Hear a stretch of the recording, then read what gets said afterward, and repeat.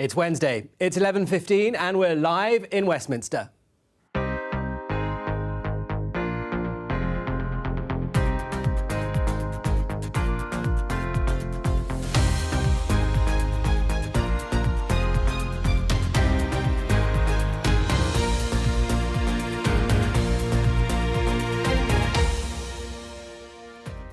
With me today, Conservative peer and Times columnist Danny Finkelstein, Labour MP Rushana Ali, former advisor to Keir Starmer, Ben Nunn, and former Conservative Special Advisor Anita Boateng. Today... Morning, Mr Sunak. Are you feeling confident? The three remaining candidates battle it out to stay in the Tory leadership contest. MPs start voting at 1. And it's goodbye from him. After his final cabinet meeting yesterday, Boris Johnson faces Keir Starmer for the last time in the Commons. We'll bring you that live at noon. Record-breaking temperatures trigger fierce wildfires. Have the last few days changed the way that we think about climate change? It was just windows popping out everywhere, explosions. It was, it was pretty frightening, really, all round, really.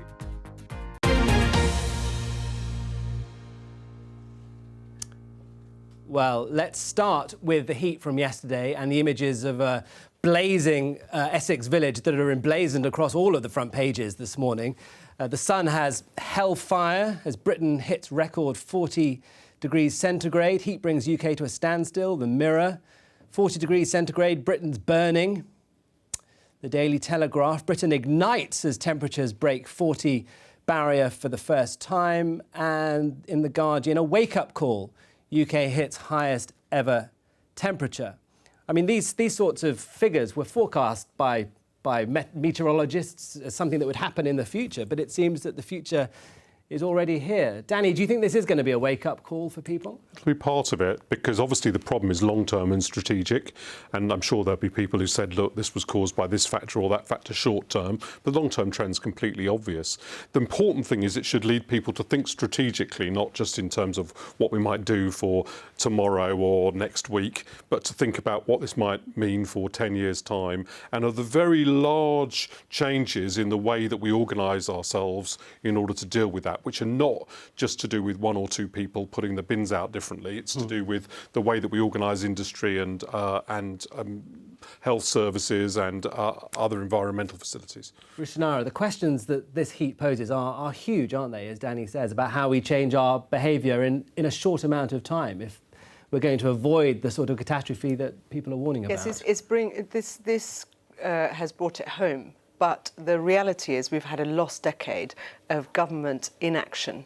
We had the government getting rid of subsidies that would have helped households to retrofit their homes, to become more carbon efficient. We haven't had a proper decarbonisation strategy, a green jobs, green growth strategy, which would have been beneficial for our country and also put us in a better position to be able to reduce carbon emissions. That's why Labour has committed to putting in £28 billion a year of investment up to 2030, because we have to have the investment and leadership from government alongside changing public behaviour, because frankly, given the cost of living crisis as well, if you don't invest in a green transition, it's going to be very difficult for people to make the changes without proper leadership and investment from national government. And that's what we haven't had over the last decade. Anita, what did you make of it? I mean, it's been the shocking images that we're seeing today. The government's net zero strategy was criticised earlier this week in a High Court judgment that said it was vague and the government has to go back to the drawing board and be much more specific. This is a massive challenge for government, isn't it? Absolutely, but let's not forget that COP26 was a landmark moment, that the net zero strategy, although there's more detail to be filled in, is one of the first attempts by any government in Europe to have something that's comprehensive, overarching, and brings together all the strands of what you might need to do to bring the country to net zero. But also, there is such a huge and important international factor that we don't discuss enough, right? This is about building consensus across many different countries to ensure there's a concerted effort everywhere. And I do get frustrated, particularly with the Labour Party, actually, that we spend a lot of time talking about what we could do in the UK, which is really important, but not enough time talking about the international consensus that needs to be built to deliver measurable impact across what we're seeing right now, because this is not just a UK problem. And of course, there are huge UK opportunities that we have to grasp, particularly around kind of seeing the opportunities that can come from decarbonisation. But really, the international effort is where we need to put more effort. And I think Alok Sharma has done a really good job with that. How do we keep that momentum up? Ben, what do you reckon? A wake-up call? I mean, politics isn't very good at consensus, is it? But is this an area, does it have to be an area where all parties actually park some of the partisanship and find broader solutions that they can all agree on? Because this will be a problem passed from one Prime Minister to the next for years to come. Yeah, I mean, it should be a wake-up call, but we've had this wake-up call a few times. This isn't the first time we've had something like this. And I actually don't think you need consensus, because consensus leads to compromise, and you end up diluting what you need to do. You do need some bold action. Politicians have got to lead from the front. But this shouldn't just be seen as something government's got to fix. This is something businesses have got to work out how they're going to navigate it, how NGOs are going to have to navigate it. So it's got to be everyone has their part in trying to fix this. The other thing I'd add, I think what yesterday exposed is, unfortunately, we're going to live with these temperatures for a number of years now.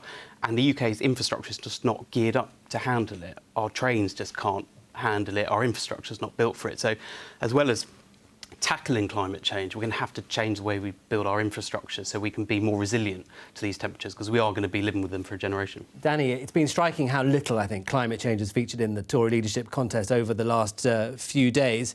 Are you disappointed by that? Yeah, although the truth is it surprising, considering the audience that they're pitching to? But there are quite a lot of things that haven't featured in the contest so far, and one of the reasons is it's not an out-facing contest, it's facing into the Conservative Party, and so naturally the candidates are stressing those things they think are of direct interest either to members of Parliament or to the membership, and it would be better if it was more out-facing. I think in the next round it probably will be, because I think the two candidates at the end will definitely face more intense questioning about their plans for the country.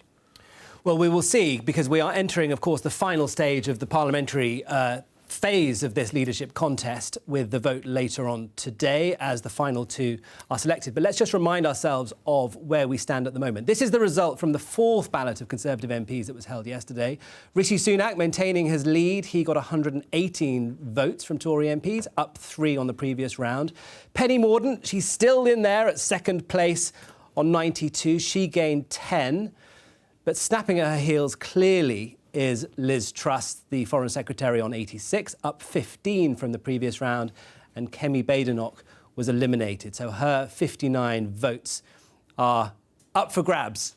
Anita, what is going on at the moment? And where do you see Kemi Badenoch's support going? And we're trying to work out who are these people, where are they most likely to gravitate to? How do you read it? I think the key thing to read is that it's not about Kemi Badenoch supporters. Like, this is not a contest in which everyone's voting the exact same way except the person who's voted for the candidate that got eliminated. So I don't think it's right to sort of think about it as 59 votes up for grabs. There are hundreds up for grabs as MPs get more and more focused on what might matter. And I also think there's probably an element of, I don't think it's actually leadership directed, but MPs, as a sophisticated and sometimes duplicitous electorate, are thinking about what the narrative of this contest might be, and thinking about who they might want to see if they're backing, I don't know, Truss, who they want to see Truss fighting against. And so there's lots of other things to consider as we head into this final furlong. I do think, Liz Truss, it feels like she's got a bit more momentum, and I don't think that's actually because of Badenoch dropping out, or even indeed because of what's happened behind the scenes in terms of, Jacob Rees-Mogg and Nadine Dorries getting on board behind her. I think it's probably that Penny did have a difficult period through the debates, and I think that might be an element here to consider. I mean, a week ago, Danny, it was all about Morden momentum. That seems to have gone. It does, although I always thought it was a little bit exaggerated. It was a bit of a bubble. She has kept quite a lot of it, and there are ways that you could even see, for the reasons that have just been suggested, it ending up with a Truss versus Mordaunt contest. I think that's It's that unpredictable. I think it's not that likely because the gap is quite big. It's just if a lot of people who voted for Rishi Sunak decided, that's already decided and I ought to intervene in the other contest, and then you could accidentally get that result. But I think it's unlikely.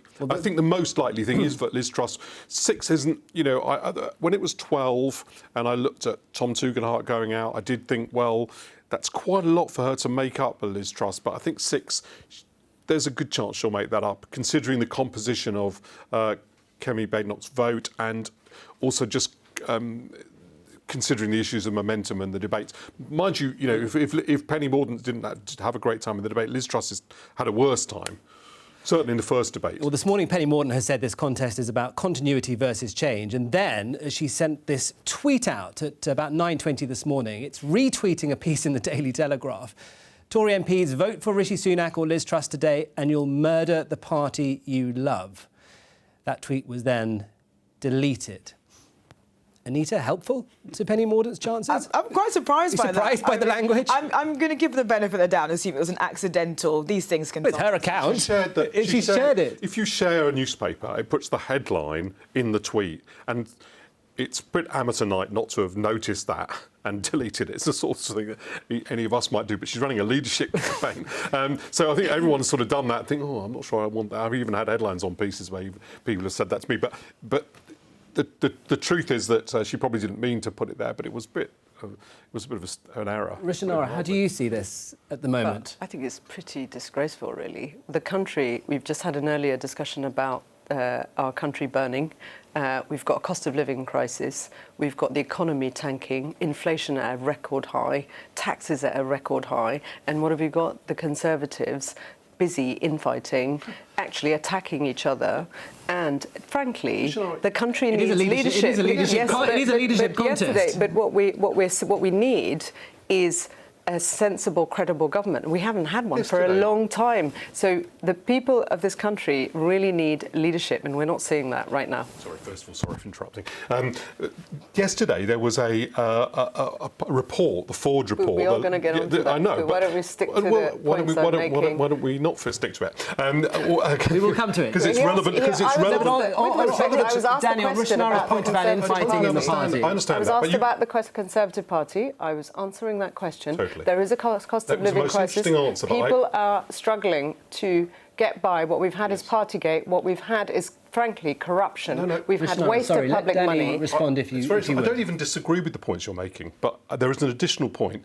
It's a bit pious to make that point, considering that yesterday there was a report suggesting precisely the same thing happened in the Labour Party. In other words, factional... Two election ago, and we will come on to that. OK, well, fine. We're coming on to it now, because I'm making the point now. I don't know what your objection to that is.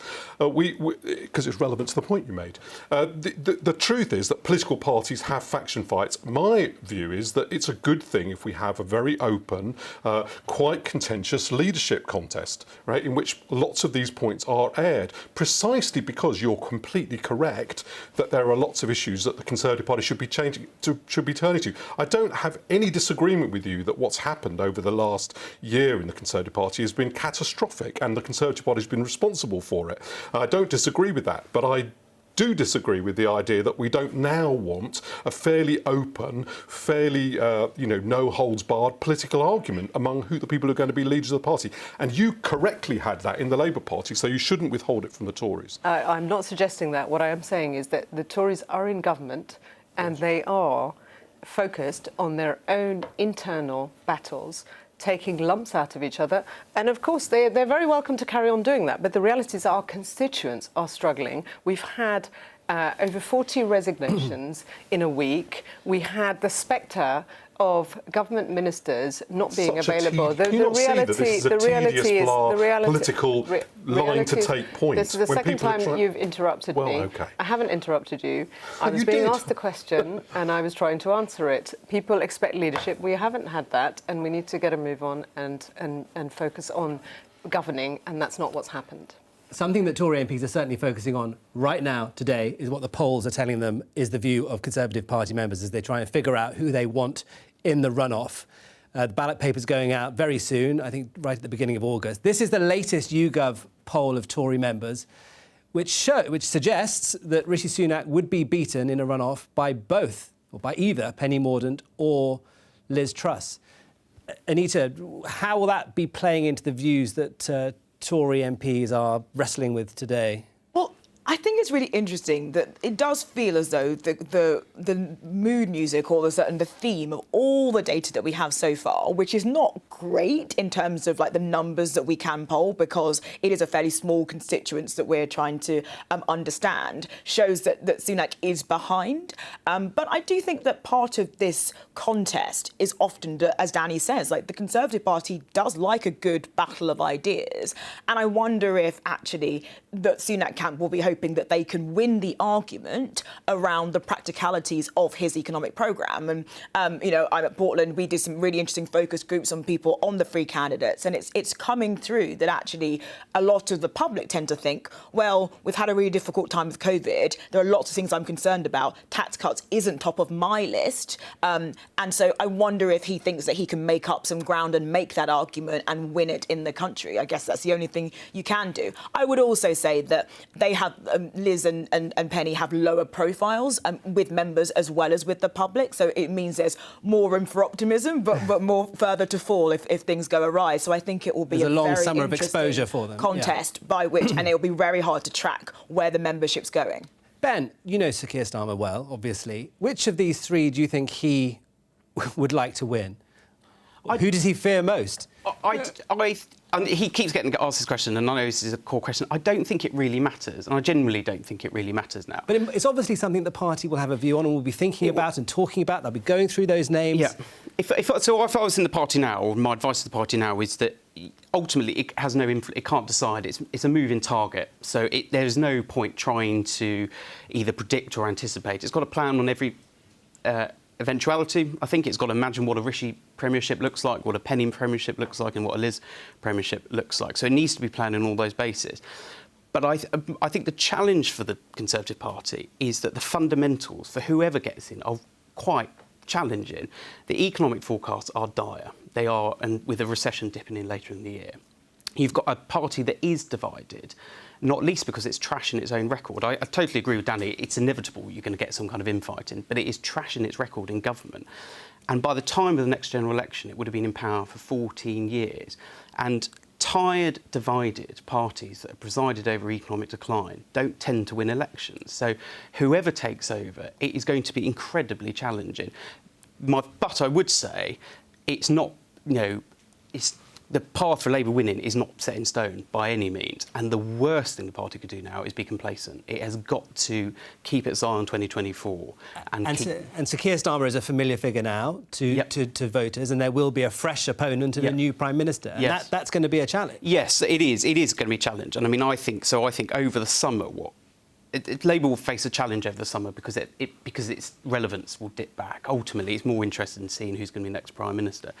But I think what the party should be doing over the summer is three things. Firstly, it's got to go after the Tory brand and tarnish their brand and say, look, it doesn't matter who's at the top, they're not good at governing anymore. The second thing it needs to do is make the economy its central argument. The economy will be the argument of 24. And Labour's got to position itself as the party of economic growth versus a Conservative Party of economic decline. And the third thing it does need to do is capture that change message. That fresh start message that Keir's already using is right, because elections are a choice between change and the status quo, and Keir's got to make sure that Labour is seen as change.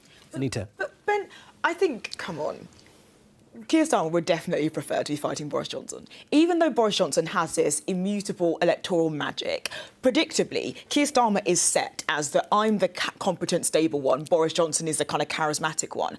Whether he has the agility to be able to do something different against a Rishi Sunak or a Liz Truss or a Penny Mordaunt, and it will require dexterity, I'm not sure Keir Starmer has proven that he has different modes. And that kind of ability to understand politics and understand what gets you into government which is that vision and that sense of difference, I'm not sure he has the agility to do that. And I actually think that the Conservative Party, through this contest, with that fresh leadership, a sense of renewal, might put itself in a really strong position in the next election. I fundamentally disagree, as you'd probably expect me to. Look, I thought your analysis was very strong, and I think the Conservative Party, the argument the Conservative Party is, by the way, appropriately having, concerning itself with ideas. If it chooses the wrong answers, it can end up with a policy that's unsustainable in government.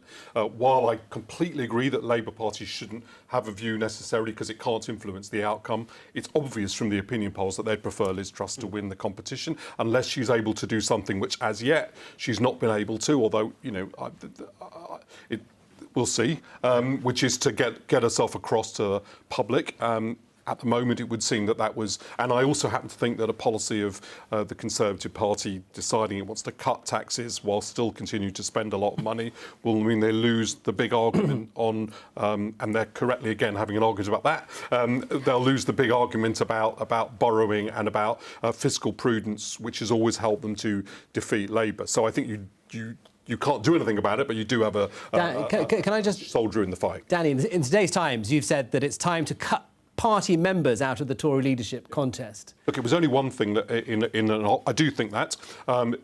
I think that parliamentary leadership should be chosen by parliamentarians, and the reason is that you either get a situation in which the parliamentarians don't want the person who's the leader of the parliamentary party to be Prime Minister, as was in the case in the Labour Party, or you get a situation in which the members of Parliament who are responsible to the electorate are overruled by a group of people who, like me, are simply paying a fee and are unrepresented. We're talking about 175,000 Tory party members, largely in the south of England, very safe seats, completely unrepresentative of the country. And choosing Boris Johnson, the Conservative Party has to come to terms with the fact that for the first time in 300 years, a Prime Minister has had to resign because the parliamentary party no longer had confidence in their ethical integrity. And how problematic would it be for the party if Rishi Sunak remains clearly the top choice of Tory MPs, but the membership makes a different decision? Look, that's the rule. The party will live with it, but I think that would be a poor outcome.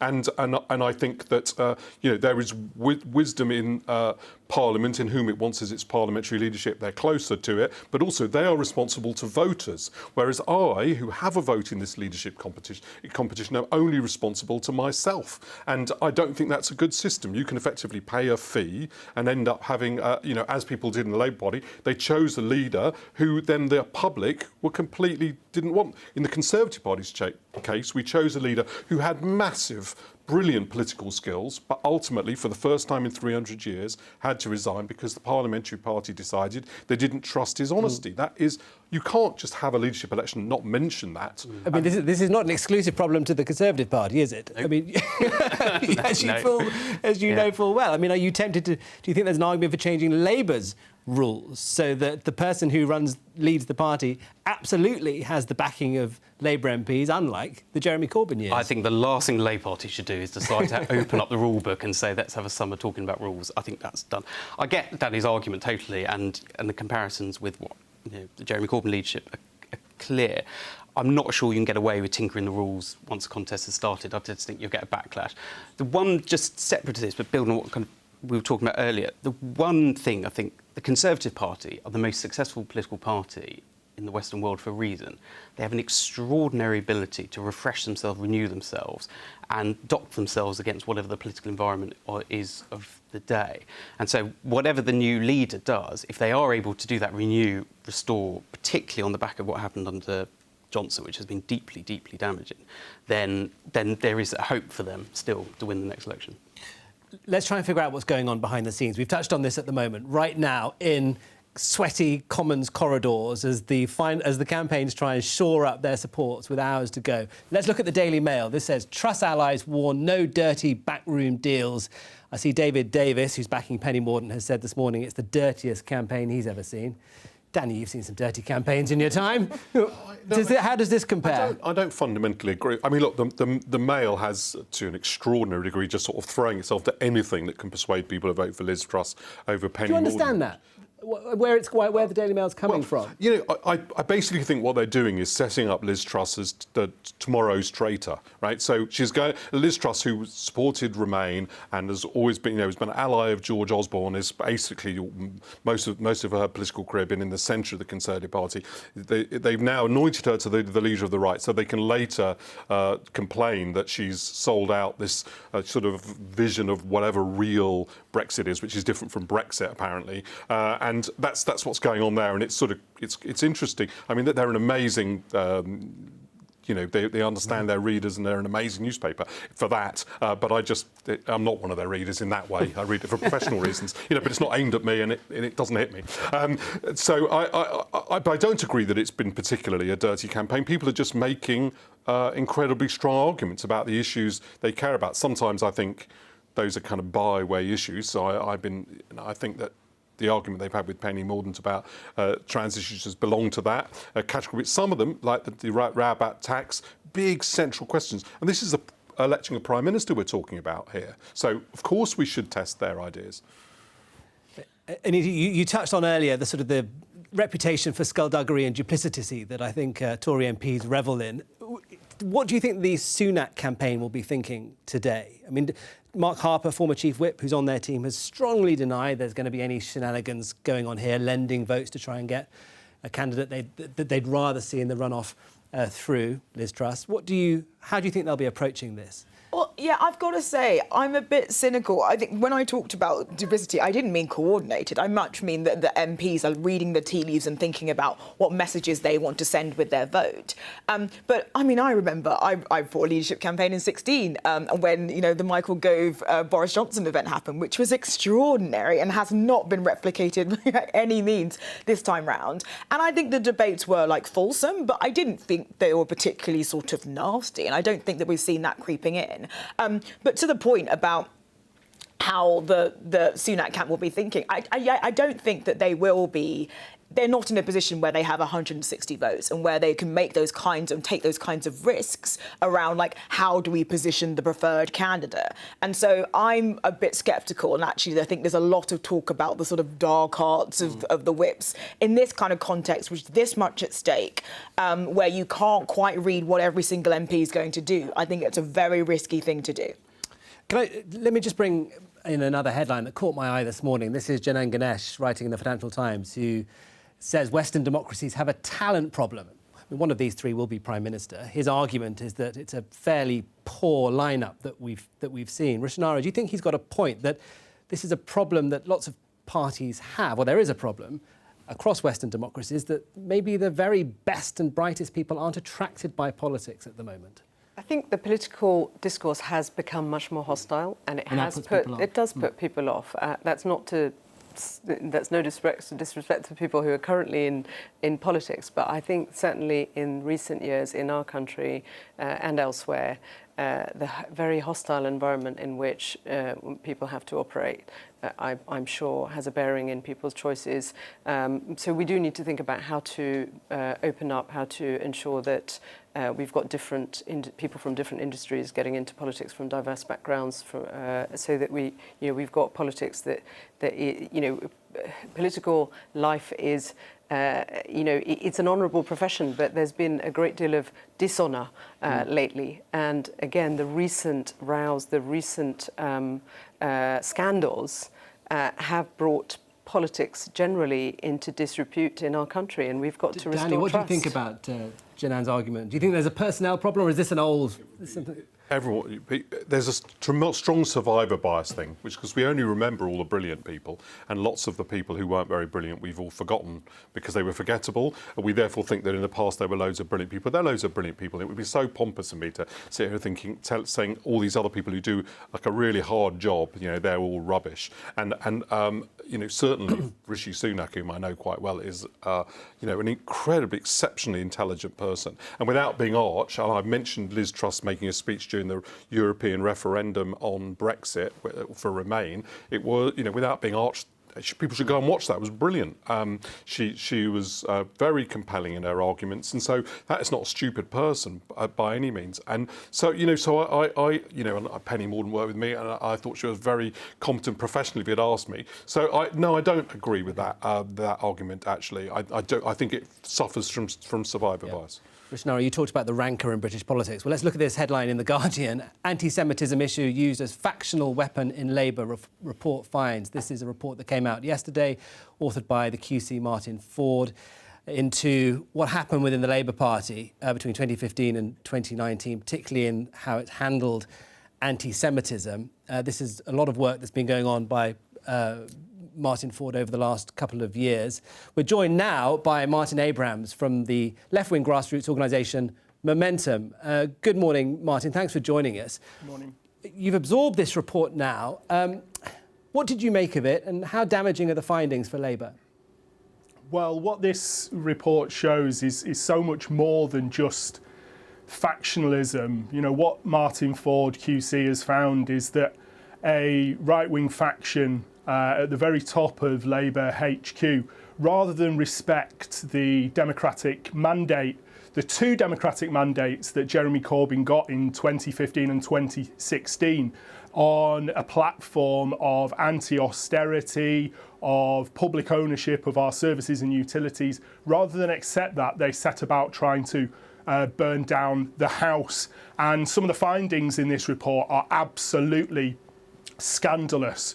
Diverting funds away from winnable target seats in the 2017 election to allies within their own faction, for example, or examples, and we've all seen the WhatsApp messages, examples of overt anti-black racism directed towards some of our most senior MPs. You know, some of the findings in this are absolutely repugnant, and it is incumbent on the leader of the Labour Party now, Keir Starmer, to take firm and affirmative action and not just shelve this and let it gather dust like it has been for the last 2 years. Ben, you work for Sir Keir Starmer. You are not the Corbyn wing of the party at all. This makes very difficult reading, doesn't it, this report, for everybody in your party? Yeah. I mean, I haven't read the report in full, but I've seen how it's been reported overnight. And none of it was really that surprising to me. Did the Labour Party spend years having arguments with itself? Yes. Was it dysfunctional and toxic? Yes.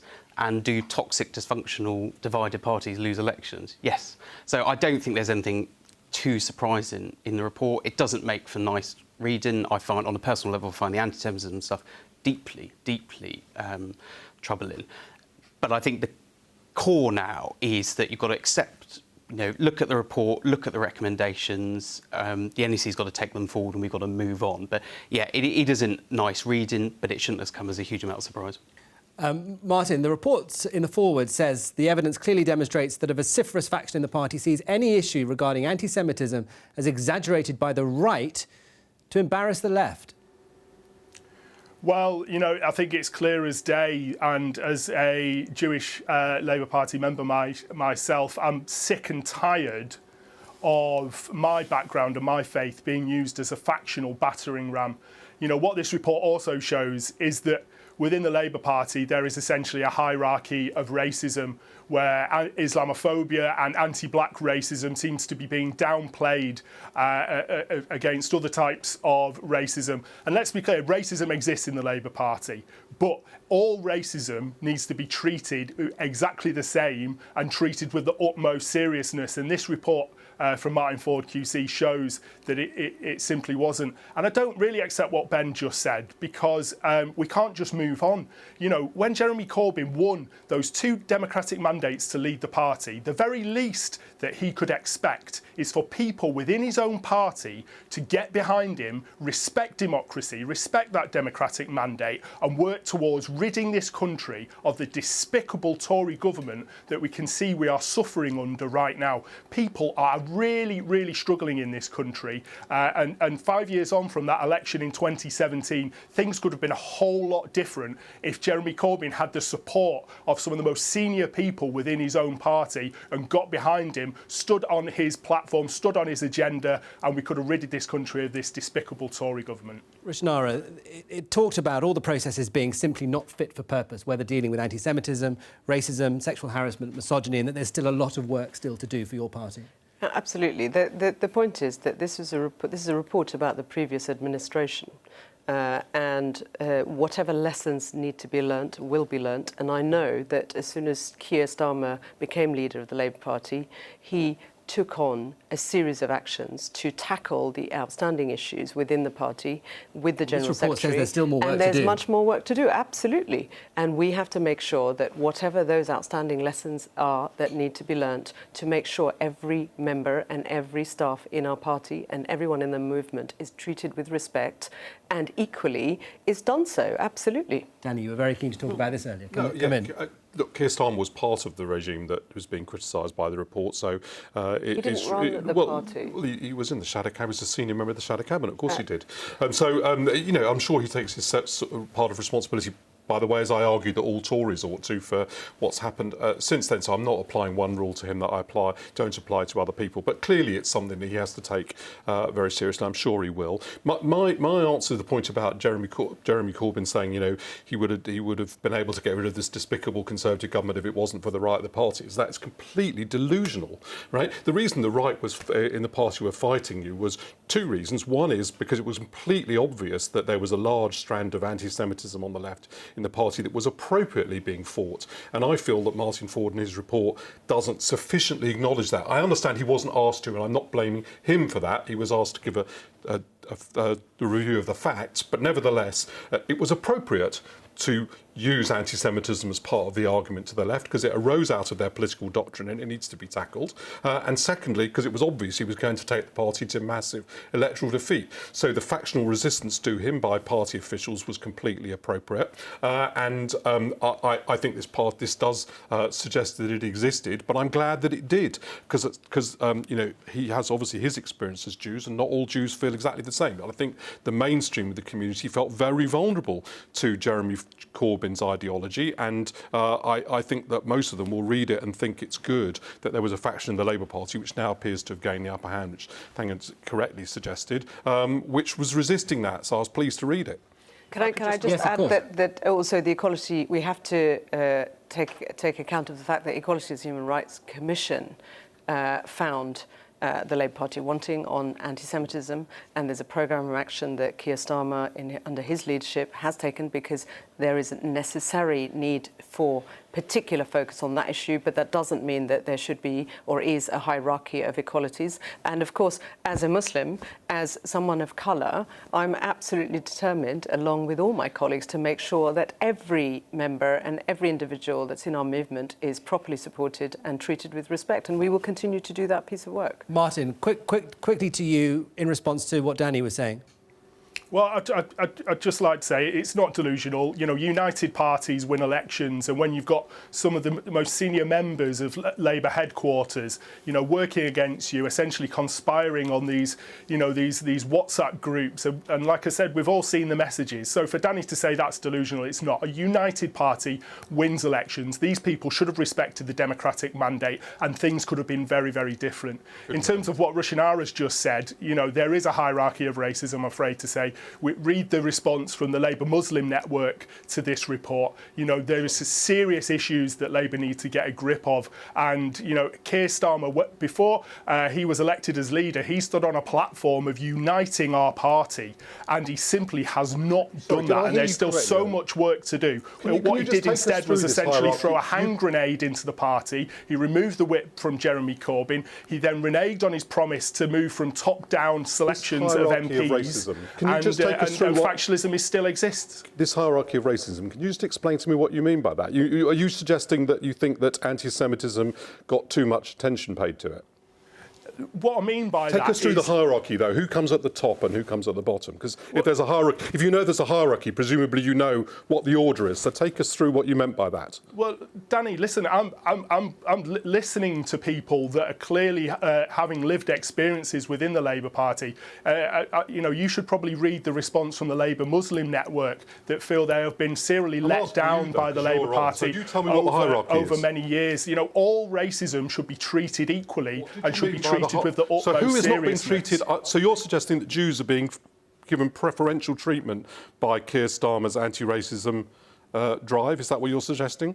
Listen, I am here today to speak on this report and say that there is serious work for the Labour Party to do to stamp out racism in the party, and this report shines a very, very strong light on that when some of the most senior members of the Labour headquarters, are sending repugnant WhatsApp messages about some of our most senior black MPs. We've got to move on. Martin, thanks for joining us, because we have to get to the House of Commons chamber, which is starting to fill up. In 6 minutes' time, Boris Johnson will be appearing for his final Prime Minister's questions as he heads out of the door.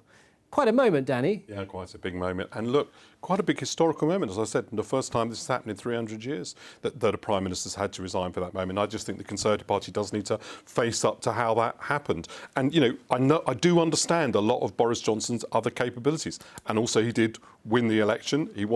I thought it would have been a disaster for the country to overturn the referendum result. He managed to find a way to get that done when Parliament resisted it. There are lots of things to be said on his behalf, but you have to say, 300 years, this is the first time it's ever happened. The Conservative body needs to reflect on that. And despite the way that his leadership has crumbled, he does seem to be enjoying himself, though, at the moment. He had a lunch for loyal Tory MPs on Sunday, so a fairly small lunch, I imagine. He's also been living out his Top Gun fantasies by flying not flying, but sitting in a Typhoon fighter jet as it did the loops, apparently. So he's doing as much as he can, enjoying his final weeks as Prime Minister before he is replaced by somebody else. Anita, do you think we've seen the last of Boris Johnson? I think Boris Johnson is going to loom large within the Conservative Party, and I think those that try to sort of pretend that he's going to be quickly forgotten, I think are just, I think that's more about desire than a real reading of the runes here. And he has been a huge, enormous, dynamic figure in the party for a long time. And my worry is really that Boris Johnson, I don't think, will seek to be a disruptive force in the party. And I think that actually he's someone who, and I think we saw it in his resignation speech, he fought and fought, and when he knew it was up, it was up. Although he said on Monday, didn't he, in the confidence vote the government held in itself, that he had more to say about events of the last few weeks, and he would be talking soon, which suggests that he does have... I presume that's a sort of memoir, because why not? Because everyone will be buying that memoir. He's a really good writer. I really enjoy his books, and I'd be really interested to see what he has to say about those few weeks. But I do think that there is an important point here, which is that in the Conservative Party wanting to win elections and continue to be the most successful political party in history, it's got to find a way to reconcile, deal with what has happened, but also find a way to look forward. And I think that actually some of the supporters of Boris Johnson, if they can kind of come together and coalesce behind this new leader, whoever they are, then we have a really good shot at the next election.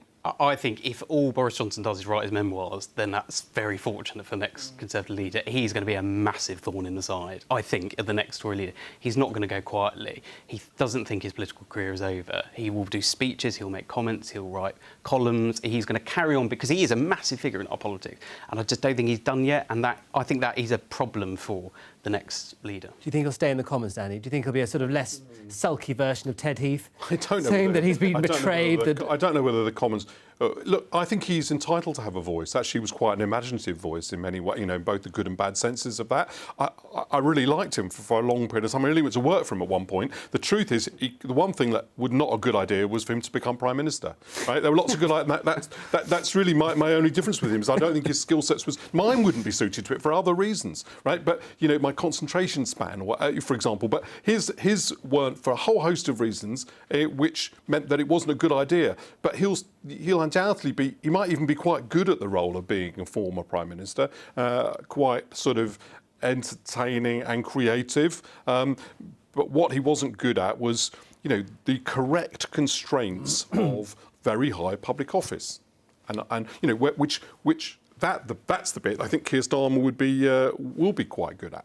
Commissioner, is there anything you'll miss about him at the dispatch box? He does have the ability to be entertaining, arguably, in a way that lots of politicians don't. No, I won't be missing much about him at all, because what he has presided over is he's shown to be unfit to be Prime Minister in our country, and what we've had is absolute chaos, and he's presided over decimation of the public services. We've got hospitals in deep trouble, we've got the police under-resourced, we've got across the public sector, if you look at it, there's been a lack of focus in sorting out the challenges facing our country post-pandemic, and so I won't be missing him when it comes to the substance. But if he wants to carry on commentating and doing interviews with Oprah, for instance, to talk about his time, he'd be very welcome. It'd be very interesting for the public. I'm sure they won't want to be reminded of the legacy that he's left behind and what he's done. I mean, he's deeply hurt people across the country, particularly during Partygate.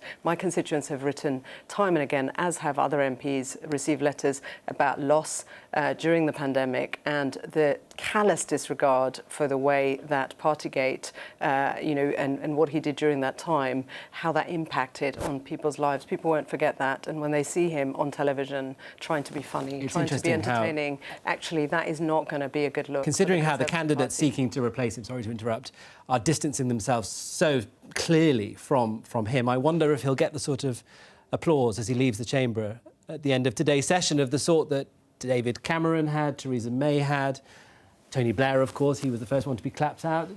It doesn't feel... Look, it'll be patchy because it would be there's a part of the country that, for example, thinks the rules aren't made for me. I mean, I do think this is a minority, and it didn't include me. I think the rules are very important, but just... it's worthwhile acknowledging there's a section of the electorate that think the rules aren't made for me. I'm happy to have somebody who was a bit rambunctious and broke the rules, and they think he got certain things done. I think the truth is somewhere between your view that every single thing that Tories ever do is absolutely terrible if only we had a Labour government. I was talking about Partygate. Okay. Stop trying to misinterpret what I say. I was talking about Partygate. You talked about Partygate and the way that people felt when rules were broken, when they couldn't go to funerals. People heard you say it the first time, but you also talked about the National Health Service, right? People heard you say things. You can't even get my name right. You called me something else. No, I didn't. It's ridiculous. I did not. That's not true at all. Sorry, excuse me. You called me Thangham earlier. Thangham's on later. I think you're quite right. You might have done, Danny. I do apologise. And an apology. There's reason because I met Thangham earlier today. She said she was coming on, and that's why I do. Any of the trio we're talking about to replace Boris Johnson are going to be very different, aren't they, at PMQs, Anita? Yes, and I think that I was in the chamber when David Cameron gave his last PMQs, and it's a big, momentous and quite an emotional moment, I think, for a lot of the party, because Boris Johnson is good and interesting at dispatch box, and I think the peculiar way in which Keir Starmer and Boris Johnson really seem to loathe each other makes quite fascinating. Did they loathe each other? Well, how did you? I don't know what Boris Johnson thought of him. Keir. I remember what Keir used to say about Theresa May, and I remember what he used to say about Boris Johnson. I mean, it is for Keir. Can you tell us that? No, it's before the watershed. So, but I think it's, for Keir, it was, Keir, and this isn't this isn't propaganda. He generally has principles of decency, integrity, believes in public service, and he looks at Boris Johnson and says he just doesn't reflect any of those, and particularly the sense, and I appreciate people will disagree, but particularly that sense that Johnson was Prime Minister solely because he wanted to be Prime Minister. What was that public duty? What was he actually there for? And that's a big contrast to Keir. So I don't think Keir will be clapping him on his way out. Well, I can see Lindsay Hall, the Speaker, just getting ready for Prime Minister's questions. Not quite going yet. How do you think he'll want to go out, Danny? Will it be valedictory and sort of, boastful like he was on Monday? Well, we'll find out now because we're off to the Commons chamber for Boris Johnson's final PMQs. I'd like to wish him and his family all the best for the future.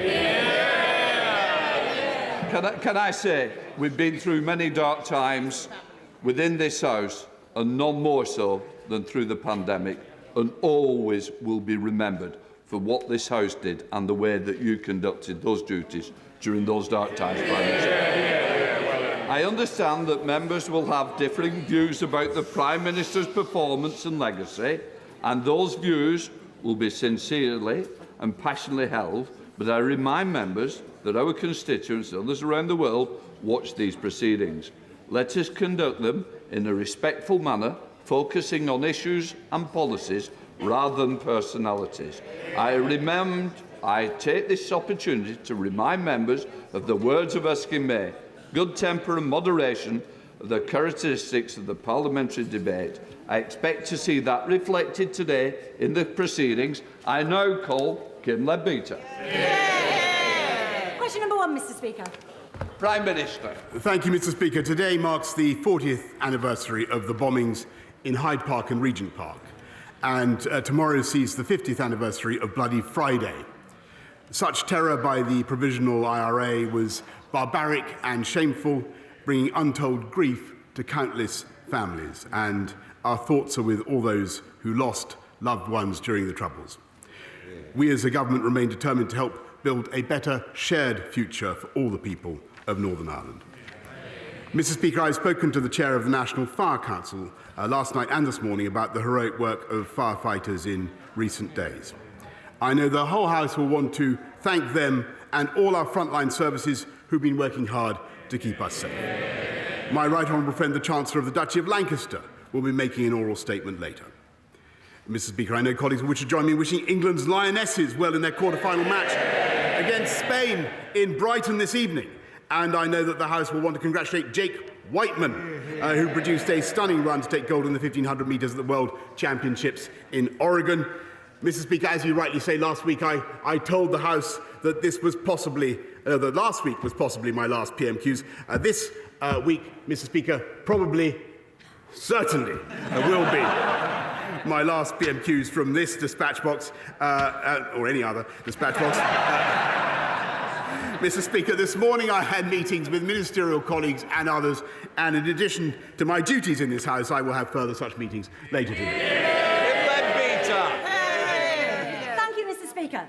Summer recess gives all parliamentarians an opportunity to reflect on our inability to uphold the 7 principles of public life. Selflessness, openness, objectivity, honesty, integrity, accountability and leadership. These are fine principles, but public trust in politicians is at an all-time low. Will the Prime Minister be using the next few weeks to personally consider why this could be? And as the unedifying fight for his job continues, if those who are vying to replace him were to draw on his wise counsel, if those who are vying to replace him would draw on his wise counsel, and why wouldn't they? What advice would he give to ensure the people we serve receive far better than they have from this government? Well, Mr. Speaker, I'm afraid I didn't quite catch the last bit of the honourable lady's question, but I will be using the next few weeks to do what I think the people of this country would expect, and that is drive forward the agenda on which we were elected in 2019, and for which I think the Labour Party particularly fear the Conservative Party, and that is the agenda of uniting and levelling up, and making sure that we invest in places that for decades were betrayed by Labour and left behind. And that is what the Conservatives are going to do, and that's why we're going to win again. Luke Evans. Russia's war in Ukraine continues. Now, Turkey have withdrawn its opposition to Sweden and Finland joining NATO. So what assessment does my right honourable friend make about the short and long-term securities of Europe now this has happened? Prime Minister. I thank my honourable friend for that excellent question. The accession of both countries, I think, will be good for them. I think it will encourage, it will make all our allies safer, and I think it will make the whole of the Euro-Atlantic security area stronger, Mr. Speaker. And I'm proud of the role that the UK has played in that accession. We now come to the Leader of the Opposition, Keir Starmer. Can I start by saying to the Prime Minister that I do know that the relationship between a Prime Minister and Leader of the Opposition is never easy, and this one's proved no exception to the rule. But I would like to take this opportunity to wish him, his wife and his family the best for the future. can I also put on record our gratitude to the fire and rescue services for all their courageous work yesterday in extreme temperatures. All our thoughts are with those affected by the fires, particularly those that have lost their homes. I join the Prime Minister in his comments about the bombings in Hyde Park and the IRA bombings. I also join him in his comments about the Lionesses. The coverage starts at 7:30 tonight on BBC One, and I'm sure the whole country will be roaring them on. And for anyone who doesn't fancy football, EastEnders is on. So if you'd rather watch outrageous characters taking lumps out of it themselves, you've got a choice. Albert Square or the Tory leadership debates on catch-up. On that topic, Mr. Speaker, why does the Prime Minister think that those vying to replace him decided to pull out of the Sky debate last night? Prime Minister. Well, Mr. Speaker, I'm not following this thing particularly closely, but my impression is that there's been quite a lot of debate already, and I think the public are having an ample opportunity to view the talent, Mr. Speaker, that any one of which, as I say before, like some household detergent, would wipe the floor I mean, today happens to be just about the anniversary of the exit from lockdown last year. And do you remember what he said?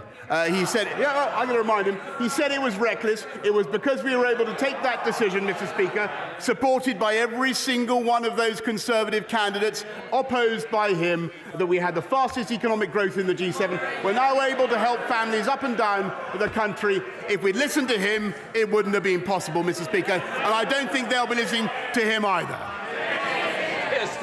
Well, I'm impressed he managed to get through that with a straight face, actually. I think the truth is this. They organised the TV debates because they thought it would be a great chance for the public to hear from the candidates firsthand. Yeah. Then disaster struck because the public actually heard from the candidates firsthand. But I am interested in what he makes of the battle for his job. So let me start with a simple one. Does the Prime Minister agree with his former Chancellor that plans put forward by the other candidates are, in his words, I've got them here, nothing more than the fantasy economics of unfunded spending promises? Well, Mr. Speaker, they know all about fantasy economics because they've already committed to £94 billion of extra tax and spending, Mr. Speaker, which every household in this country would have to pay for to the tune of about £2,100. It's thanks to the former Chancellor's management of the economy, thanks to his government's management of the economy, we had growth in May of 0.5%. We have more people in paid employment than at any time in the history of this country, Mr. Speaker. And I'm proud to be leaving office right now with unemployment at or near a 50-year low, Mr. Speaker. When they left office, it was at 8%. That's the difference between them and us. Mr. Speaker, every Labour pledge made under my leadership is fully costed. Those vying to protect him, Mr. Speaker, those vying to replace him have racked up £330 billion of unfunded spending commitments. But I do note that the Prime Minister didn't agree with his former Chancellor. So what about his Foreign Secretary? She was withering about the government's economic record. She said, again, her words, here they are, if Rishi has got this great plan for growth, why haven't we seen it in the last 2.5 years at the Treasury? That's a fair question, is it, Prime Minister? Actually, Mr. Speaker, I think everybody would agree that what you saw in the last 2.5 years was because of the pandemic, the biggest fall in output for 300 years, which this government dealt with and coped with magnificently. by distributing vaccines faster than any other European government, faster than any other major economy, which would not have been possible if we had listened to him. And that's why, Mr. Speaker, we have the fiscal firepower that is necessary to help families up and down the country, making tax cuts for virtually everybody paying national insurance contributions. The difference between Labour and the Conservatives, Mr. Speaker, there's a crucial philosophical difference. Under Labour, families on low incomes get most of their income from benefits. Under us, they get most of it from earnings, because we believe in jobs, jobs, jobs. That's the difference, Mr. Speaker. Mr. Speaker, inflation is up again this morning, and millions are struggling with the cost of living crisis. And he's decided to come down from his gold wallpapered bunker for one last time to tell us that everything's fine. I am going to miss the delusion. But his Foreign Secretary didn't stop there, Mr. Speaker. She also said that the former Chancellor's 15 tax rises are leading the country into recession. And the member for Portsmouth North was even more scathing. She said, again her words, "Our public services are in a desperate state. We can't continue with what we've been doing because it clearly isn't working." Has the Prime Minister told her who's been running our public services for the last 12 years? Mr. Speaker, this is absolute. And again, he's doing this completely satirical. This is the government. This is the government that is investing £650 billion in infrastructure, in skills, in technology. He talks about public services. What really matters to people in this country right now is getting their appointments, getting their operations, fixing the COVID backlogs. That's what we're doing. Fixing the ambulances. That's what he should be talking about, Mr. Speaker. And that's why we voted through. That's why we passed the £39 billion health and care levy, Mr. Speaker, which they opposed. Every time something needs to be done, Mr. Speaker, they try to oppose it. He's just a great pointless human bollard, Mr. Speaker. That's what he is. Mr. Speaker, if only it was satirical. It's what the future candidates think of his... Mr. Speaker. We want to get through PMQs because there's quite a few of you wanting to catch my eye. It will be more helpful if we get through in order to do that. Keir Starmer. I appreciate they may not want to hear what their future leader thinks of their record in government, but I think the country needs to know. If only it were satirical, Prime Minister. It's what the candidates think of the record. But among the mudslinging, there was one very important point, because the member for Saffron Walden claimed that she warned the former Chancellor that he was handing taxpayer money directly to fraudsters in COVID loans. She says he dismissed her worries and that as a result he cost the taxpayer £17 billion. Does the Prime Minister think that she's telling the truth?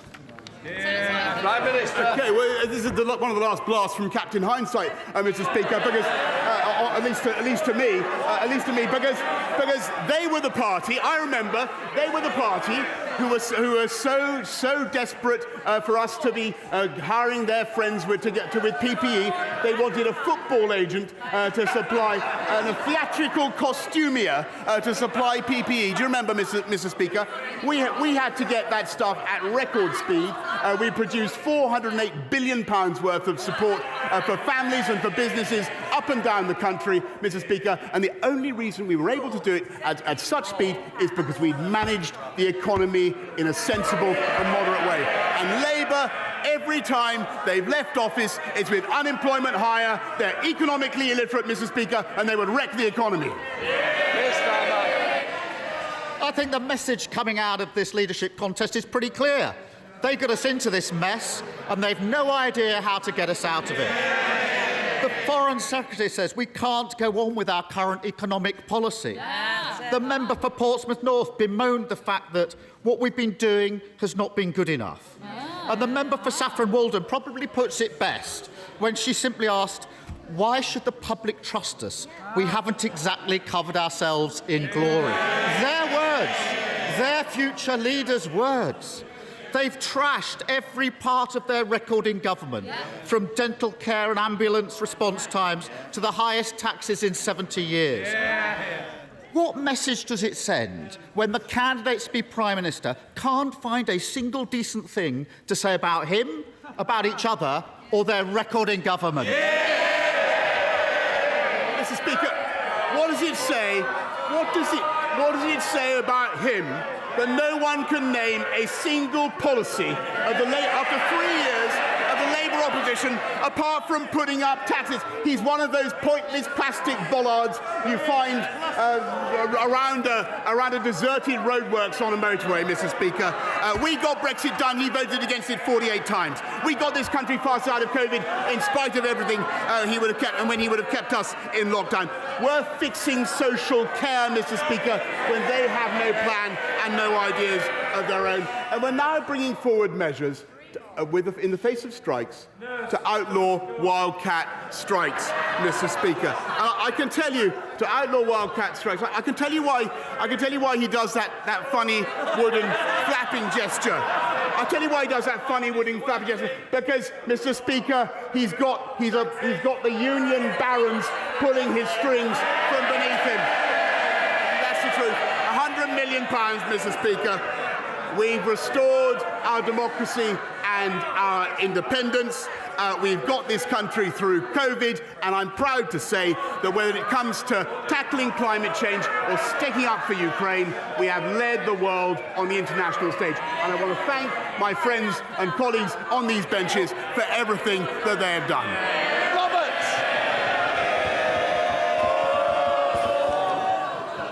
Mr. Speaker, in September it will be 25 years since the 25th anniversary of the referendum on devolution in both Scotland and Wales. 1 in 20 people in England and the NHS have been waiting for more than a year. In Wales, that's 1 in 5. And school leaders in Wales, 75% of whom say that they don't have enough capital to maintain their existing buildings, regardless of building any others. In his final opportunity at the dispatch box, will the Prime Minister and the Minister for the Union agree that in terms of Wales at least, devolution has been a disaster? Prime Minister. Mr. Speaker, I want devolution to work, but I think, and I've had some good conversations with Mark Drayford, but the devolved authorities, particularly Labour in Wales, need to do their job properly. Now comes to the leader of the SNP, Ian Blackford. Thank you, Mr. Speaker, and can I join you in wishing all the best in his impending retirement to James Mackay and Beth. He's been a friend to many of us right throughout this House, and we congratulate him for his service. Can I also join the Prime Minister in congratulating Jake Whiteman for his success overnight in winning the 1500 metres at the World Champions? What a fantastic achievement. Mr. Speaker, this week has seen historic records set across the United Kingdom. But let's look at the Prime Minister's record-breaking efforts in office. His Tory Brexit slashed £31 billion from the economy, the biggest fall in living standards since the 1970s. People's pay in real terms falling at the fastest rate on record, with the worst economic growth forecast in the G20 outside Russia, and the highest inflation in 40 years. Personally, I'd like to thank the Prime Minister in his capacity as Minister of the Union for driving support for independence to new heights. Mr. Speaker, Westminster is holding Scotland back. The economy is failing, and this Prime Minister has driven us to the brink of a recession. Isn't it the case that the Prime Minister's legacy of catastrophic mismanagement has paved the way for the end of the Union? Mr. Speaker, that's not what I observed. And he talks about records. I'll point to the fastest vaccine rollout in Europe, lowest unemployment, as I said, for at or near 50 years, the lowest youth unemployment, fastest growth in the G7 last year in spite of everything. As for the Scottish nationalist record, just look at where they are. I'm afraid to say Scottish school standards are not what they should be because of the failure of the SNP. They're failing people who are tragically addicted to drugs, Mr. Speaker, in Scotland. And the people of Scotland are facing another £900 million in tax because of the mismanagement of the SNP. I mean, the Prime Minister might believe that nonsense, but the people of Scotland don't, because they know the reality that our NHS is the best performing in the United Kingdom, and education standards under the SNP are moving in the right direction. Mr. Speaker.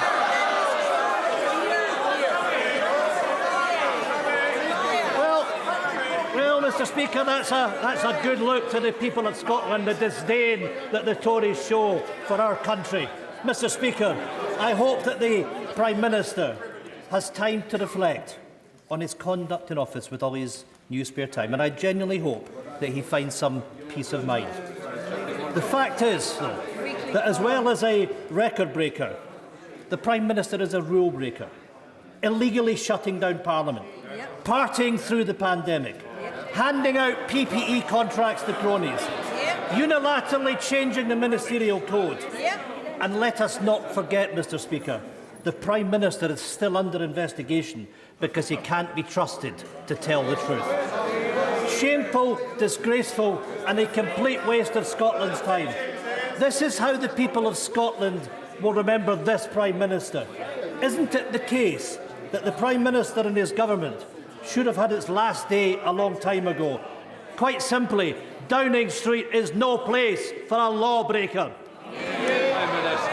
Well, look, Mr. Speaker, I think on the points, the personal abuse stuff, I think he's talking a load of tosh. But when he's retired to his croft, which may be all too soon, Mr. Speaker, I hope that he will reflect on his long-running campaign to break up the greatest country in the world. And I hope he will reflect on the pointlessness of what he is trying to do, and think instead about the priorities of the people of Scotland, which I think are about all the issues that he thought were trivial, about their education, about crime, Mr. Speaker, and about the burden of taxation that they are unnecessarily placing on the people of Scotland. Michael Longit. A long time ago, when I trained as a pilot, I had the luxury of being able to fly around turbulent storms, but what I also had was the ability to rely on a team that kept my aircraft airworthy. As the Prime Minister prepares his new flight plans, could I suggest that he might reset his compass to true north and stops off in Dudley, where he will always be welcomed with open arms, with sincere affection, and where he will be able to see the legacy of what I thank him for that renewed invitation, Mr. Speaker. I've spent many happy days with him in Dudley, and let's hope that there are more to come. And David! As the Prime Minister leaves office, I'm sure the whole House is looking forward to him completing his book on Shakespeare. We wait to read what he really thinks about tragic figures brought down by their vaulting ambition, or scheming politicians who conspire to bring down a tyrannical leader.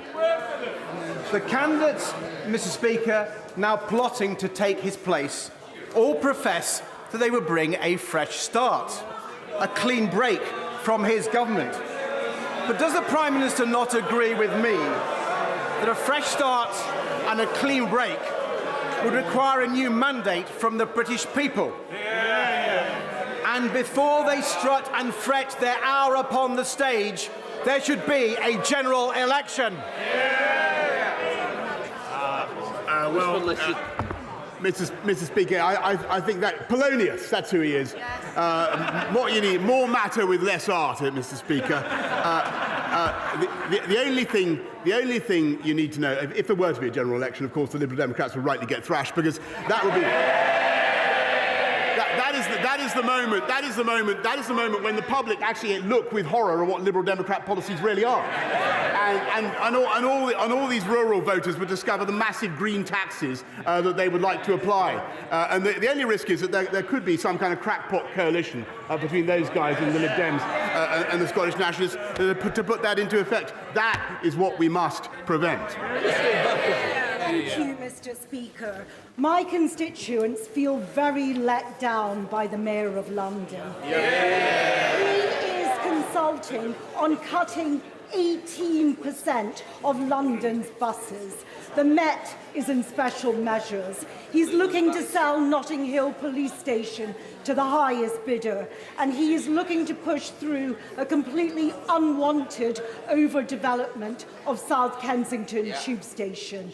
Does my right honourable friend agree with me that Londoners deserve way, way better? Mr. Speaker, London once had a mayor who cut crime by 25% and cut the murder rate by 30% and built twice as many affordable homes as the current incumbent. And what London needs is another Conservative mayor. Jamie Stone. Thank you very much, Mr. Speaker. Could I just add a personal note of thanks to Lord Mackay of Clashfern, who is retiring. He is a Highland gentleman, and he's been very, very helpful to me for a number of years, and I'm extremely grateful. Mr. Speaker, the Prime Minister knows that harnessing wind power is crucial to the United Kingdom. You're right the first time. The Prime Minister also knows that the Highlands have faced great historic difficulties over the years. So I hope that the Prime Minister agrees with me that a green freeport in the Cromarty Firth is vital to harnessing wind energy. It has the full support of the industry and vital to the prosperity of that region. I thank you very much. I can confirm that we're committed to funding two new green freeports in Scotland to the tune of £52 million. Wouldn't be possible, of course, if the SNP got their way and we returned to the EU. Jay Burry. Thank you, Mr. Speaker. Can I congratulate my friend on his work to tackle regional inequality in this country through his levelling up agenda? And as he rightly reflects with pride this summer on the work of both himself and his government, will he also urge all candidates in this leadership election and all colleagues in this House to further drive forward that levelling up agenda to tackle inequality wherever it is found within this United Kingdom? I heartily agree with my honourable friend, Mr. Speaker, and it's not just my right honourable friend. It's not just inequality; it's inequality of opportunity, and that's what levelling up addresses. Johnny Lloyd Sutton. Thank you, Mr. Speaker. You know, very few people in the north of England believe that the levelling up agenda has achieved anything at all. Now, the Prime Minister has a few days left in office. Can he use this to drive through the Trans-Pennine rail system that we were promised would be finished in 2019 and will not be finished before 2030? It's a shambles, and he is responsible. Actually, Mr. Speaker, this government's responsible for 3 new high-speed lines, including Northern Powerhouse Rail, which no previous government has done. Caroline Notes. Thank you, Mr. Speaker. My right honourable friend rightly paid tribute to our hard-working firefighters dealing with the fires over the last few days in this unprecedented weather. Will my right honourable friend take action to make sure more fires can be prevented by getting rid of disposable barbecues and Chinese sky lanterns? The ones that flow. Right, I thank my honourable friend very much for her suggestions. I think the key thing is for people to behave responsibly first with the use of these things. It's clearly insane to take a disposable barbecue onto dry grass. Dr. Philippa Whitford. Thank you very much, Mr. Speaker. Due to Scottish Government investment in affordable housing, the Scottish child payment and extended free school meals, Scotland has the lowest level of child poverty in the UK, in contrast to the North East, which has risen by 50% on the watch of this government. In contrast, the Prime Minister took over £1,000 from the poorest families, so much for levelling up, and those fighting to replace him have been falling over themselves to promise tax cuts to the wealthy. So if the UK is meant to be a voluntary union, does he not recognise that voters in Scotland have the right to a referendum so they can choose a fairer future? Actually, Mr. Speaker, we increased the living wage across the whole of the UK by £1,000. We made sure that people on universal credit got their tax bills cut by £1,000. And we've, in the last couple of weeks, we've cut national insurance contributions by an average of £330. And it was because of the union that we were able to support families up and down the country in Scotland with the furlough and other payments to the tune of £408 billion, Mr. Speaker. Mr. Speaker, can I thank my right honourable friend for his commitment to Scotland and the entire United Kingdom over his years in Downing Street, and to him and my friend, the Secretary of State for Scotland, for improving and increasing the visibility and involvement of the UK government in Scotland over the past 3 years. And does my right honourable friend agree with me that whoever takes his job and whatever comes next, the United Kingdom will always be stronger together than it ever would be apart? Mr. Speaker, brilliantly put. I couldn't put it better myself. Kate Osmond. Mr. Speaker, the Windrush compensation scheme was launched in April 2019. In the time since, we've seen this Prime Minister come and go. Meanwhile, just 1 in 4 applicants have received compensation so far, and at least 28 have sadly passed away without receiving compensation. Isn't it about time for the government to make the scheme independent of the Home Office and finally provide justice to the victims before it is too late? Actually, Mr. Speaker, I think more people have got compensation under. I renew my apologies to the Windrush generation for what they've suffered. But we have greatly increased the compensation available. We've paid out, I think, more than £51 million. We're working with voluntary groups to ensure that people get what they're entitled to. But I may say that Labour has never apologised for their own part in the Windrush scandal. Speaker, can I thank my right honourable friend, the Prime Minister, for all of the work he has done for Scunthorpe, but can I pay particular thanks to him for the work that he has done for steel? He has shown his understanding both of the challenges that steel faces and of its importance to this nation. He has kept every promise he has made to me on steel, and I want to thank him very much for his work on that. Does he agree with me that the future of steel is always safest under a Conservative government? Yes, Mr. Speaker, and I thank her for everything that she has done to champion UK steel, a vital national industry. Mr. Speaker, this Prime Minister has been the very embodiment of the excess and the vice that the Ministerial Code was designed to protect. And once trust is broken, it's very hard to rebuild. The trust of the Good Friday Agreement between the peoples and between the governments of these islands has been systematically destroyed over the last 6 years, and people across the island of Ireland, whether unionist or nationalist or neither, have looked on in horror at the degradation of the rule of law, at the deterioration of Anglo-Irish relationships, and at the bolstering of the far right. Many of us will work to try and restore those relationships and ensure the decent people of Britain and Ireland live entwined lives for many years to come.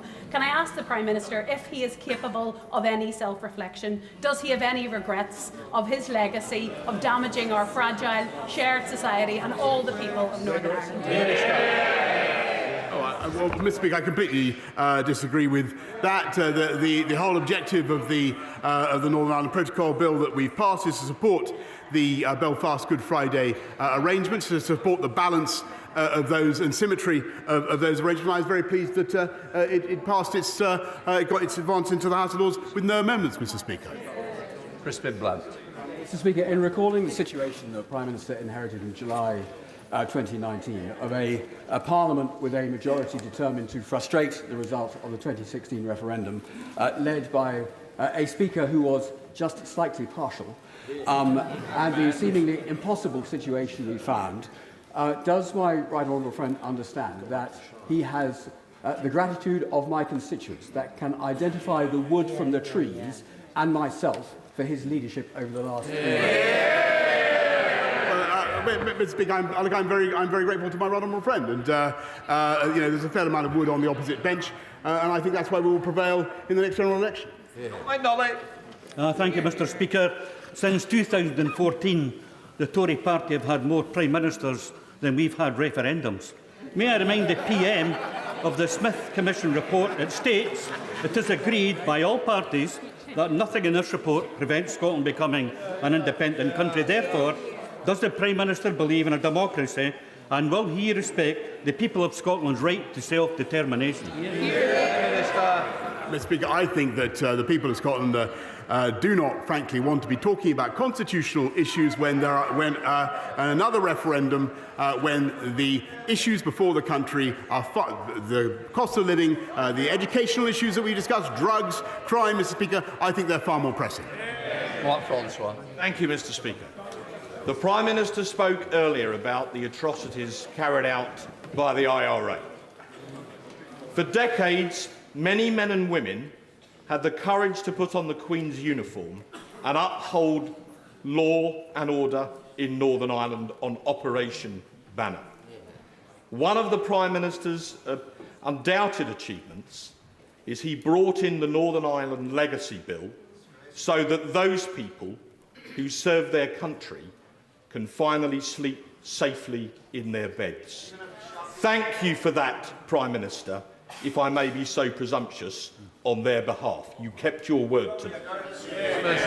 I'd like to thank my old friend for everything he did to campaign on that issue for so long. And I'm glad that this government was indeed able to fulfil its promise, not just to the veterans, but to their families as well. And I would like to renew my thanks to the security services who do so much to keep us safe, but also to all those who put on the Queen's uniform.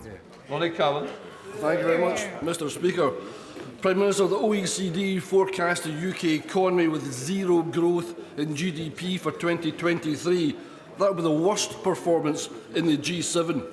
Ireland, Switzerland, Norway, Denmark, the Netherlands, Iceland, Sweden, Austria, Belgium and Finland are all wealthier than the UK.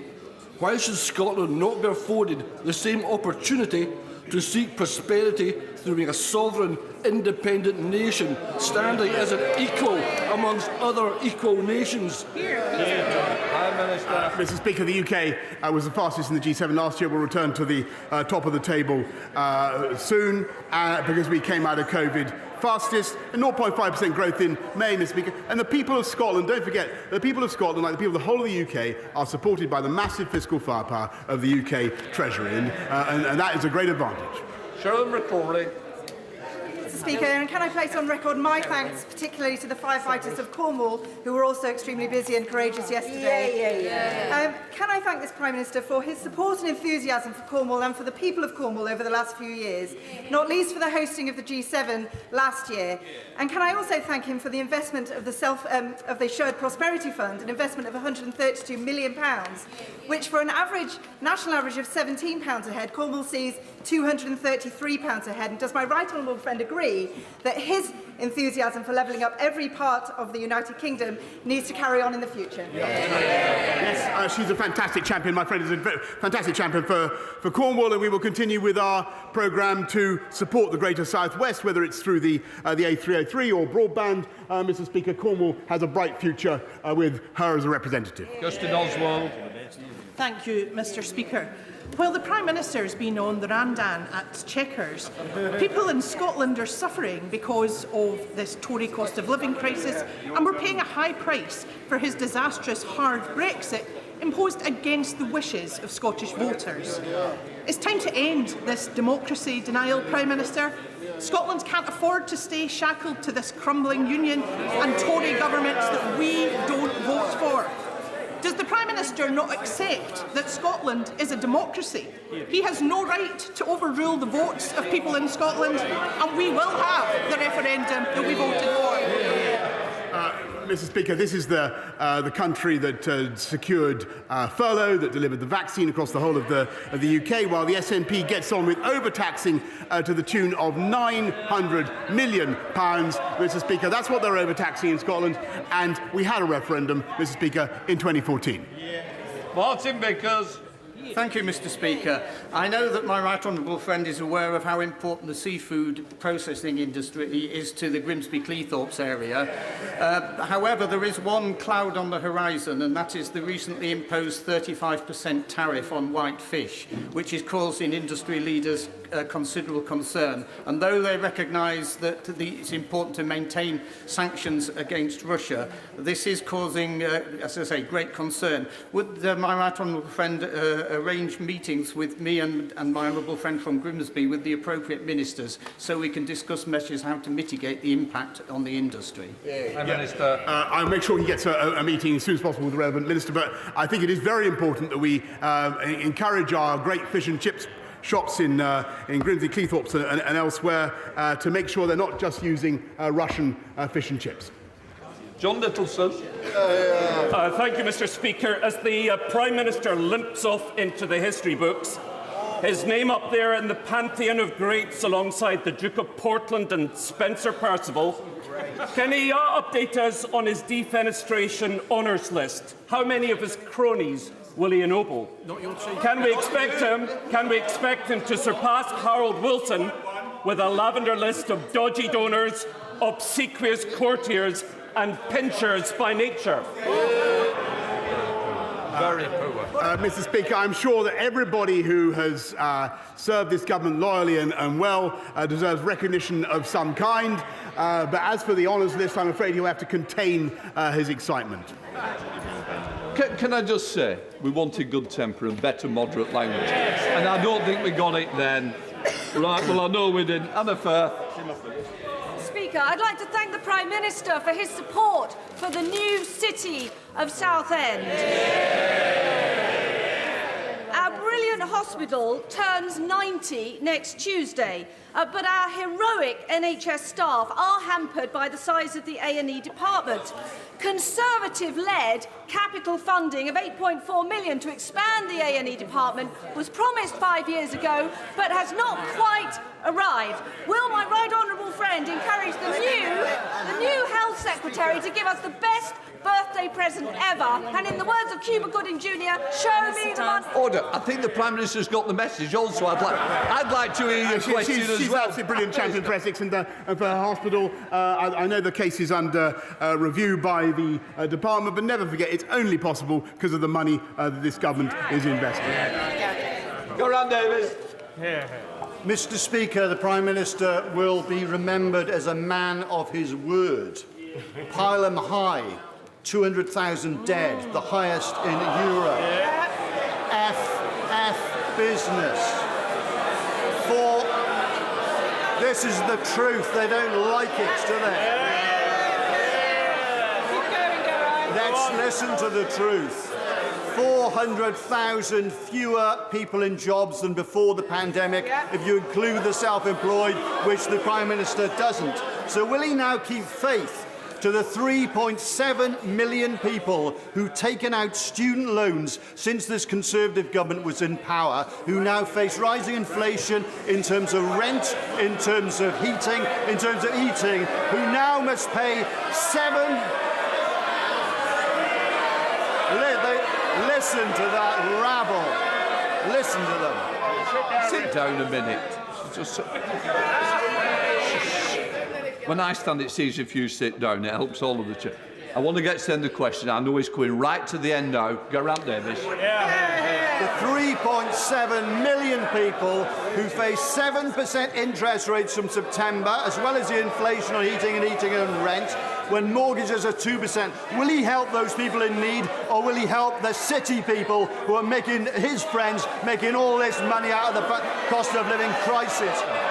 Mr. Speaker, I'll tell you what students want. They want to be able to have a system where they don't pay back more than they borrow, and that's what we're putting in. But they want to make sure also, Mr. Speaker, that they have a jobs market that will take them on with high-wage, high-skilled jobs. And the difference between them and us is that we get people into high-wage, high-skilled jobs. They're prepared to let them languish on the dole, Mr. Speaker. And that is the difference. Final question, Sir Edward Lee. On behalf of the House, may I thank the Prime Minister. On behalf of the House, may I thank the Prime Minister for his 3 years' record of service. On behalf of some of the most vulnerable people in the country, can I thank him for his insistence on rolling out the AstraZeneca jab, which has saved thousands of lives around the world. On behalf of 17.4 million people who voted Brexit, may I thank him for restoring people's belief in democracy. On behalf of northern towns, may I thank him for his commitment to levelling up. And most of all, on behalf of the people of Ukraine, may I thank him for holding high the torch of freedom and ensuring that that country is not a vassal state. For true grit and determination, keep going and thank you. I want to thank my right honourable friend, and I want to use the last few seconds, Mr. Speaker, to give some words of advice to my successor, whoever he or she may be. Number one, stay close to the Americans, stick up for the Ukrainians, stick up for freedom and democracy everywhere. Cut taxes and deregulate wherever you can to make this the greatest place to live and invest, which it is. I love the Treasury, but remember that if we'd always listened to the Treasury, we wouldn't have built the M25 or the Channel Tunnel. Focus on the road ahead. Focus on the road ahead, but always remember to check the rear-view mirror. And remember, above all, it's not Twitter that counts. It's the people that sent us here. And yes, the last few years have been the greatest privilege of my life. And it's true that I helped to get the biggest Tory majority for 40 years and a huge realignment in UK politics, Mr. Speaker. We've transformed our democracy and restored our national independence, as my right honourable friend says. I've helped to get this country through a pandemic and helped save another country from barbarism. And frankly, that's enough to be going on with. Mission largely accomplished. For now, I want to thank you, Mr. Speaker. I want to thank all the wonderful staff of the House of Commons. I want to thank all my friends and colleagues. I want to thank my right honourable friend opposite, Mr. Speaker. I want to thank everybody here, and hasta la vista, baby. Thank you.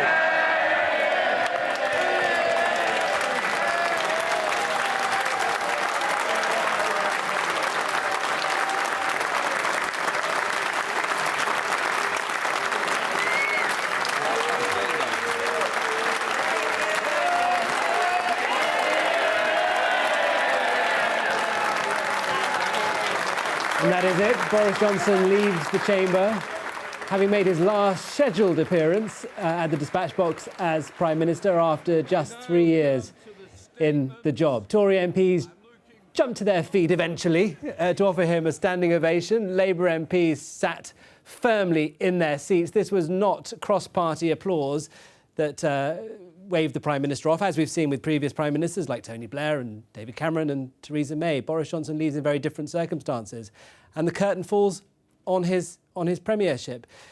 I mean, it was a cantankerous exchange between them. It started politely. I must introduce, first of all, I guess, Thangam Devadair, Labour's Home Affairs...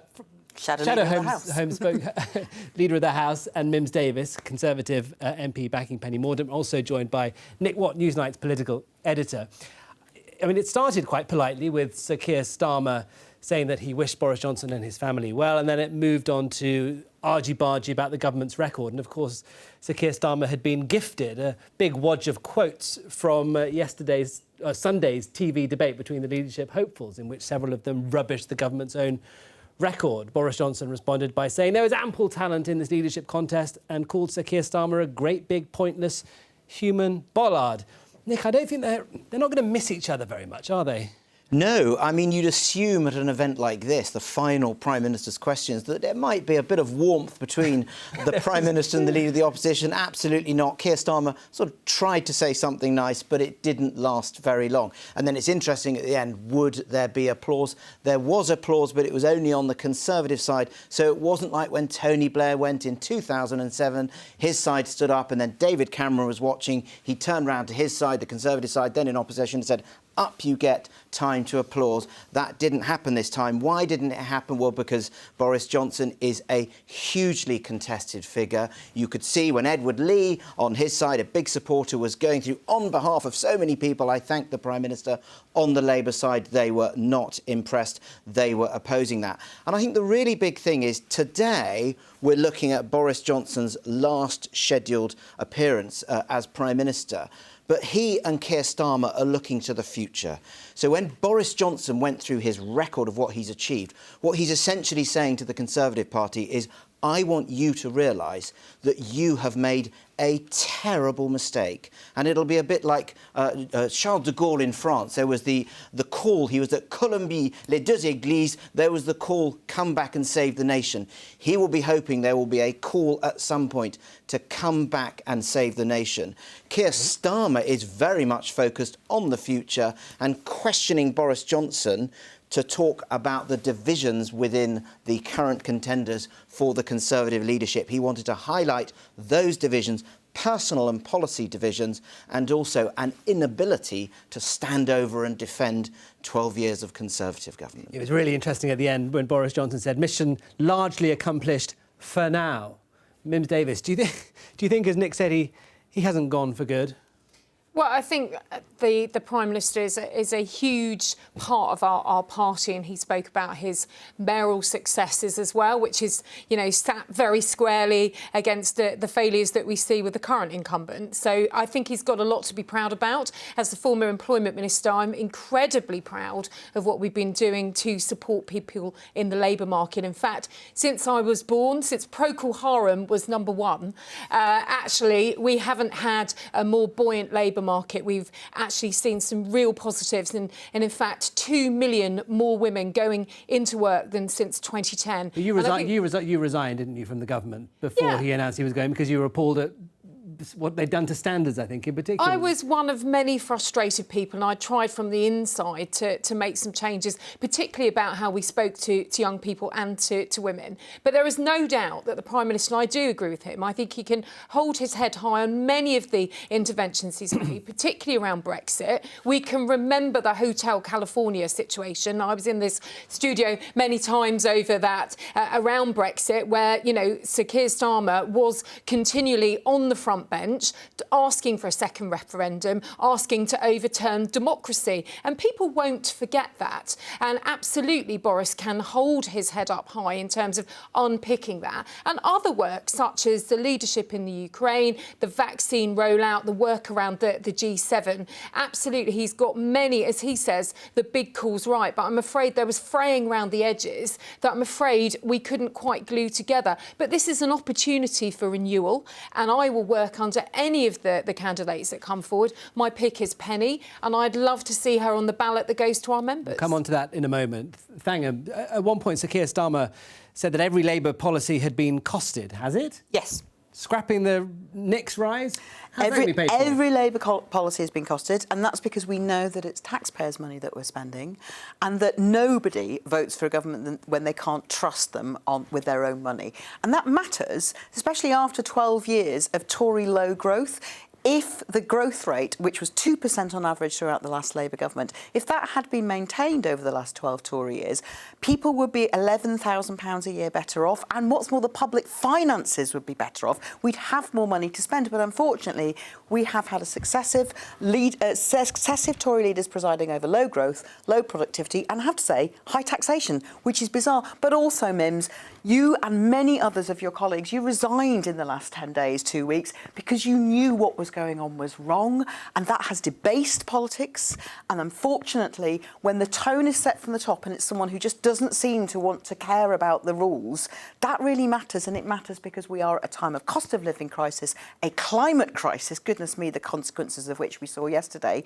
And we've now got leadership contenders taking lumps out of each other with uncosted tax cuts, which are spending pledges. Let's talk about that. The poll of Tory MPs, the final one, opens in 5 minutes. Nick, what are you hearing?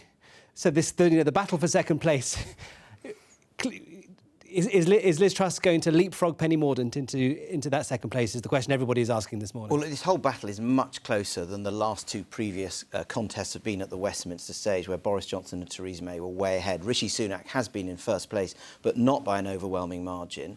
Penny Mordaunt's been in second place, but it is looking like Liz Truss is getting some momentum. But the Penny Mordaunt campaign are saying, don't give up on us. But obviously she had this unfortunate tweet this morning. Mims, let me ask you about this. This was a tweet that Penny Mordaunt sent out today, retweeting a piece in The Telegraph. Tory MPs, vote for Rishi Sunak or Liz Truss today and you'll murder the party you love. A tweet that was later deleted. What was she doing? Well, I'm glad that was deleted. It was the headline, which obviously was completely unsavoury, written by a journalist. And Penny has run a very decent and clean campaign. And in fact, she hasn't been one of those people taking lumps out of others. Look, there's passions in this, and I fully appreciate that. But of course, we need to absolutely keep our decency in our heads, because this is very, very important. So I'm pleased that that's been rectified. But I think Penny has absolutely been really clear that she's the candidate which can offer a clean start, a fresh start, and absolutely bring to our membership a real choice when it comes to the final. She's been second all the way. But it feels that that momentum might be flagging. How many of the Kemi Badenoch supporters do you think that she can get in this final vote? And will that be enough to take her into second place? To keep her in second place? So Nick said it. We've had an array of fantastic candidates, really diverse, exciting, renewal and brilliant ideas coming forward. And actually, if you look beyond some of these nitpickings in the debates, actually underneath this lies some interesting policy and picking up some of the challenges that we've got. Underlining all of this is some deep challenges because of a pandemic and because of the impact of that, and we need to have a leader who's ready to go with that. And I think Penny, when she comes to the membership, and I personally think she should be put on that ballot, and I hope my colleagues will make that choice today, because I think it will be a really interesting and renewing leadership challenge as a result. Who does Labour fear most from this trio? I don't fear any of them. Bring it on a general election, because the person I most want to see in number 10 Downing Street is, of course, Keir Starmer. Sir. We don't have candidates talking about the climate emergency. They're not talking about the cost of living crisis with any substance. Penny herself said that public services were in a desperate state. Who has been presiding over those public services for the last 12 years? The Tory party. They don't have an answer for the country's problems. They don't have an answer for people who are worried now about how they're going to get through the winter, as well as the raging fires that are happening because of climate emergency. Nick, we'll get we can't use the pandemic as an excuse for everything. It's not an excuse, it's a fact. I'll tell you who Labour As is the feared climate most. crisis. They feared Boris Johnson, and in the absence of Boris Johnson, out of the three candidates, the one they most fear is Penny Mordaunt. They think she can connect. We don't fear any of them, I Nick. hope Don't fear any of them. I hope my colleagues are listening to you, Nick, this afternoon, because I think she's a really exciting candidate. No, there shouldn't be fear in any politics, but at the end of the day, you can set your case out, make your own. I think Penny's got a very strong case. We will know by 4 o'clock this afternoon who the final two will be. But that is all it for today. I will be back tomorrow with more Politics Live at 12:15 here on BBC Two and on the BBC iPlayer.